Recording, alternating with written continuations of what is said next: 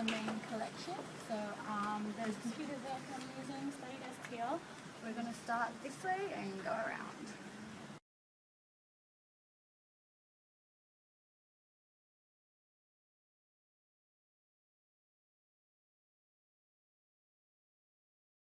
Photocopying room, so as you can see, lots of photocopying lined up.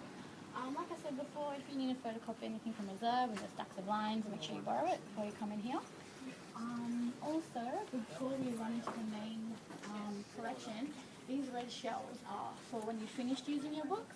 So when you finish them, you don't have to worry about searching back at the exact place where it is. Just come here and put them on the red shelves. Also, it's a good opportunity to check them out because the books you're looking for could actually be on these shelves because someone else has used them. So if you can't find it, check the red shelves. Yeah, have a check. The call numbers are just below here, so you should be able to see. Yeah, okay.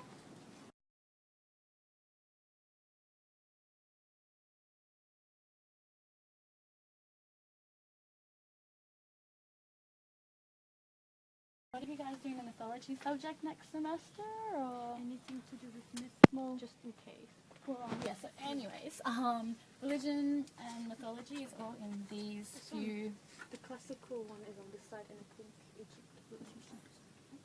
Yeah. I think on up there, yeah. Yeah, there's an IFRS. And they have the code BL. Just remember that BL is mythology and religion. Also, if you're looking, like, we have these boards up here, so if you do get a little lost, just have a check of these and, oops, sorry, see where the references are. So, okay. And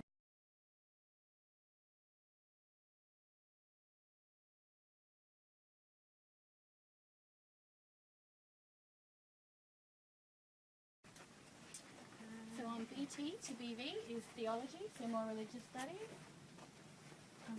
Also, just general historiography and stuff is on the left-hand side. This whole shelf here behind us. Just quick point of reference. Anything to do with epigraphy is just here. So like inscriptions and in Latin, Greek, and all that sort of thing. Yeah, sorry.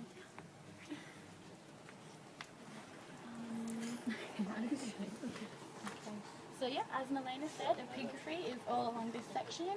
Also, for you guys interested in numismatics, which is coins, so Greek and Roman coins are all along here. So, and if you're doing Roman Republic, that could be quite useful. So yeah, you can have a look in this section over here. So we'll just go back that way.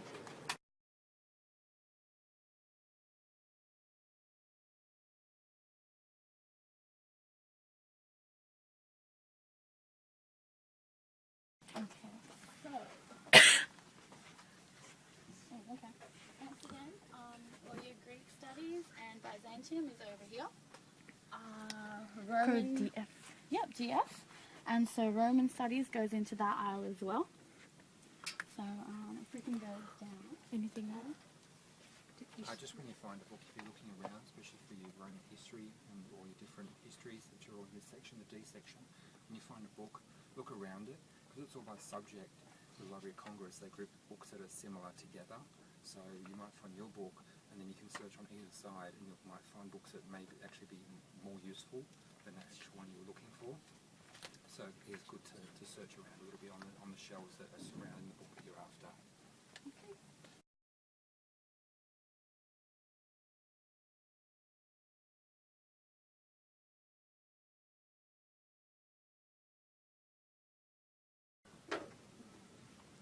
The tutor is aggressive.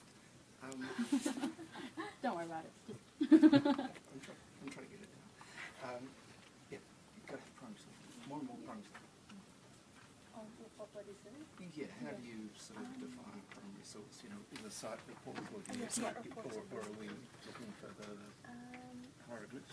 Oh, okay. So yeah, so inscriptions. If you can find a book like on epigraphy that just has a list of inscriptions, that's a primary source. If you cite reports of primary source, which are the Egypt ones are there. Museum catalogues where you just have a picture of the object with the measurements and stuff. That's Also, like the numismatics, the coins are also primary source.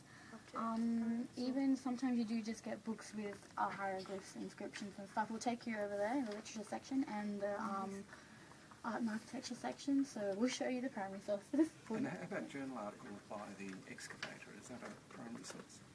Yes, if it's an excavation report in a journal article. Yeah, sort of summarised down to... Yeah. Yeah. If it's an interpretation, a secondary source is basically an interpretation. So at this site, I think this happened. That's a secondary source. The actual site or detailed description of the site is the primary source. So if they detail a description of the object or the site or We found the this, thing, we did this, we did that's yeah, primary. yeah, that's the primary. It's the actual thing, the interpretation of what If of somebody what else of, coming of its along use. later and Yeah. saying, Yeah, that's a secondary this guy source. dug here, this guy dug here, therefore this must be the Yeah, answer. yeah.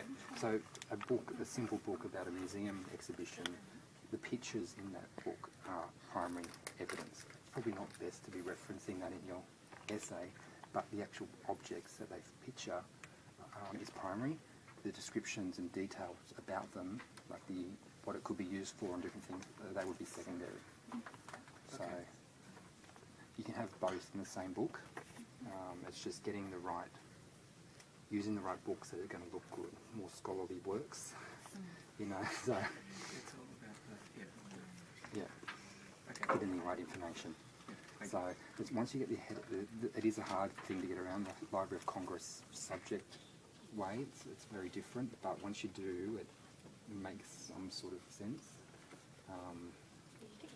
You do get used to Yeah, we it. don't have a choice. Yeah. But yeah, like as long as you find the code and what you're looking for, you should be fine to just locate it. And then, like, But when you say look around the area, you've got a pretty limited look.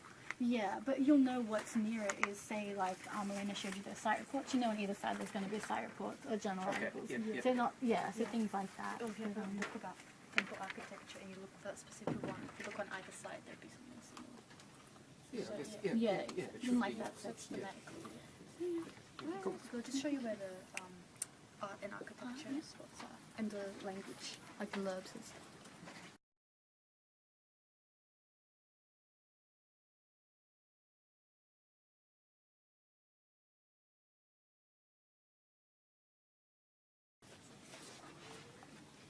So yeah, so if you come here, English.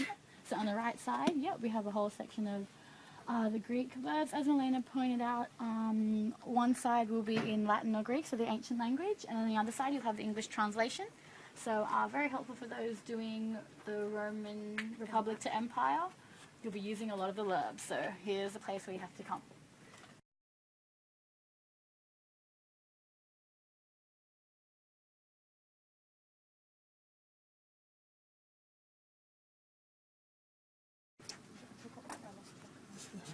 Okay, so philology. So all all your languages are in this section. We have hieroglyphs and Coptic down this row.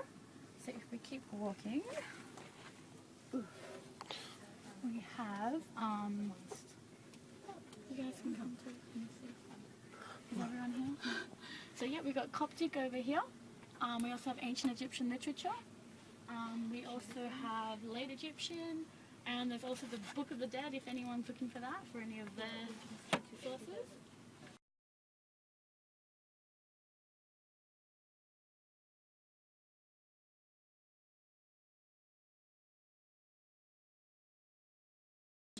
As you asked, the arts and architecture section is N-A. The arts is in this aisle, just along the left-hand side. Down the bottom is Egypt, and up top is Greek and Roman. Architecture is on this one, and behind upper is the ceramics. So Egyptian ceramics, Mycenaean ceramics, just here, we go in this section. So the pottery in that. Pardon? The pottery in that? Yes, ceramics, Egyptian art.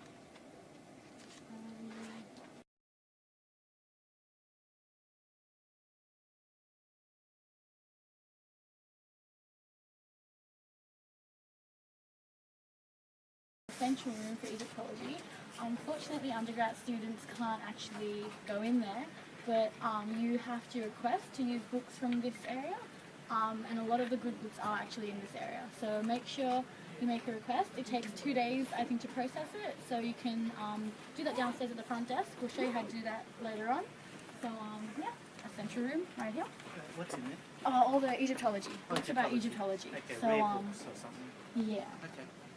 Some of them have been scanned. There's 180 or something. Is that right? They have, yeah. There's some of them, not all, like there's copies in certain areas, but sometimes you need, a lot of them are in this section. So, yeah.